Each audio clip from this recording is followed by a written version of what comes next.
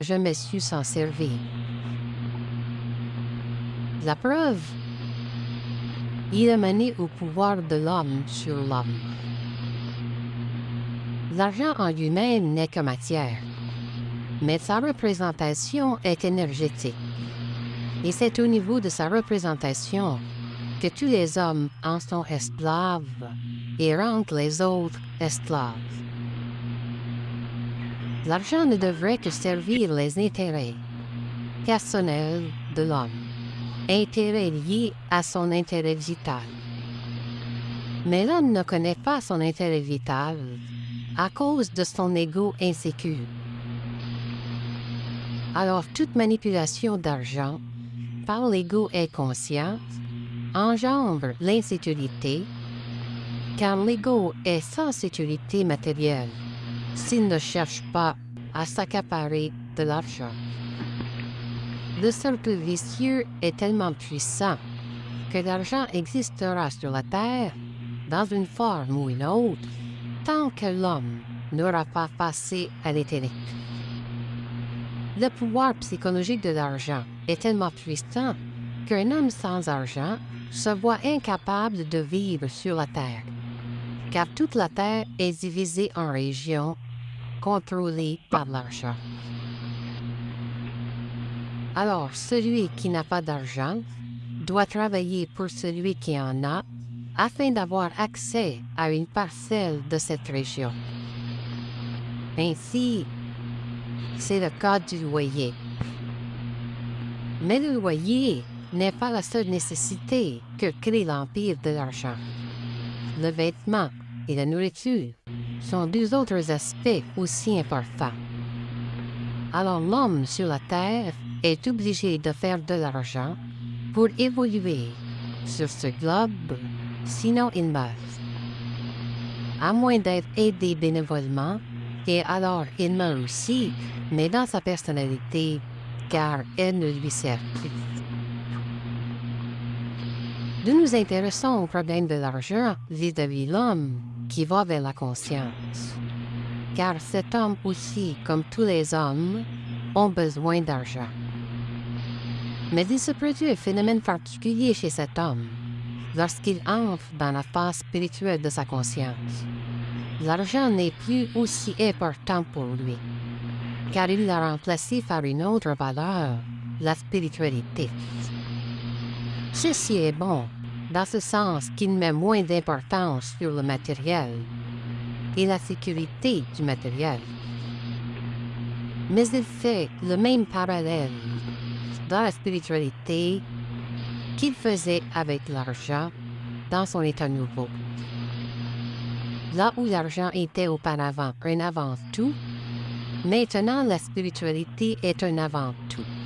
Et il perd alors l'argent qu'il avait parce que son attention a été déplacée à un autre niveau, mais il s'aperçoit très vite que la spiritualité ne peut le loger, le vêtir ou le nourrir, à moins qu'il ne rende un quelconque service à la spiritualité, comme dans le cas des religieux, des prêtres ou des sectaristes qui se lient corps et âme à une forme ou une autre de religion ou de philosophie. Mais un certain nombre d'années s'écoulent pendant lesquelles cet homme souffre d'argent, car il a remplacé les lois de l'argent par les lois de la spiritualité. Un jour, il se réveille et s'aperçoit que la spiritualité non plus ne peut lui offrir une sécurité véritable, car elle aussi est forme. Alors il se décourage, il cherche. Ses vibrations, sa personnalité, étant maintenant altérée, car il n'est plus dans le monde matériel, mais spirituel, il se retrouve avec rien devant lui qui lui soit réellement profitable, car il a rendu au diable de sa part et à Dieu la sienne. Lui, il ne lui reste plus rien. Il est maintenant pauvre. Mais lorsqu'il se conscientise un peu plus, qu'il sort de ses illusions spirituelles, il s'aperçoit que c'est réellement maintenant qu'il peut faire quelque chose de valable avec l'argent, c'est-à-dire l'utiliser dans le seul but de se relaxer des tensions de la vie, qu'il commence à comprendre dans le contexte de son évolution intérieure. Lorsque l'homme se conscientise et que ses corps lui donnent une sensibilité de plus en plus grande, vient le jour où, selon les conditions de la planète et de son mode de vie, cet homme apprend à se servir de son intelligence et de sa volonté pour se servir de l'argent, afin que sa vie corresponde vibratoirement avec ce qu'il a de besoin, afin de la vivre consciemment sur tous les plans, mental, émotionnel, vital et matériel. Mais il doit se servir de l'argent de plus en plus de façon créative, c'est-à-dire selon la vibration de sa conscience créative. L'argent n'a plus alors de pouvoir sur lui, car il l'a mis à son service. Étant alors conscient de la vie de plus en plus réellement, il peut se servir de l'argent de plus en plus réellement, c'est-à-dire selon le besoin de sa vie et non selon les désirs sans fin de son ego. L'argent devient alors un outil puissant dont il se sert pour mettre de l'ordre, c'est-à-dire harmoniser sa vie matérielle, puisqu'il n'a plus de problème intérieur. Il est bien dans sa peau mentale et émotive, et de là, il s'arrange pour être bien dans sa dernière peau, son corps matériel. Tout dans sa vie est en ordre, l'esprit et la matière. L'homme est bien et son bien-être est assuré, car l'intérieur ne peut plus régresser et l'extérieur est sous la surveillance de l'intelligence et de la volonté créative en lui. Lorsque l'homme est conscient, ce n'est plus l'argent qui est important, mais sa façon créative de l'utiliser.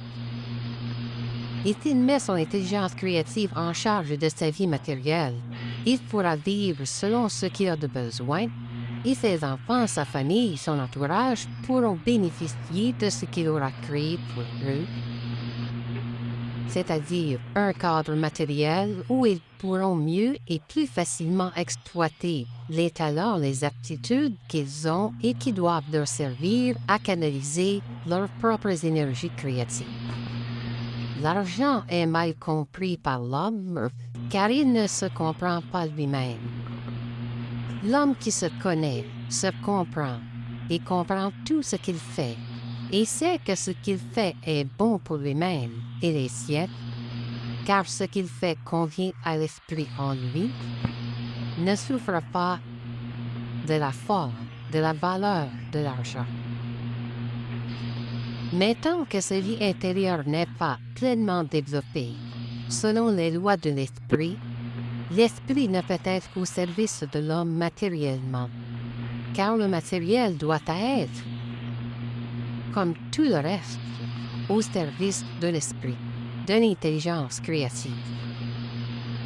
L'argent appartient au Père de l'homme, c'est-à-dire qu'il est régi sur la terre par les forces des ténèbres. Et pour qu'il soit régi par l'esprit, il faut que l'homme, son ego, en soit totalement détaché sur le plan de la forme.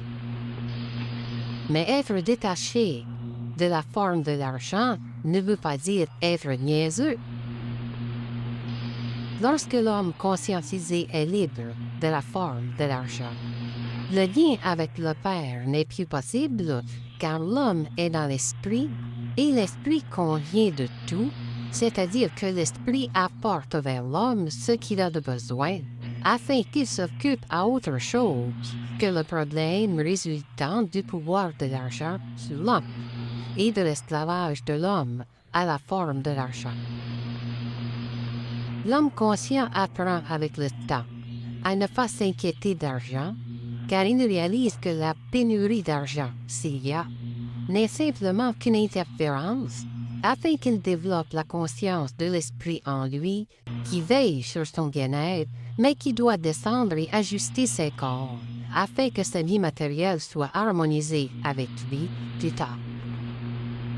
Beaucoup d'êtres spirituels font fausse route dans leur expérience avec l'argent, car ils identifient l'argent C'est vieux comme le monde, mais l'homme n'a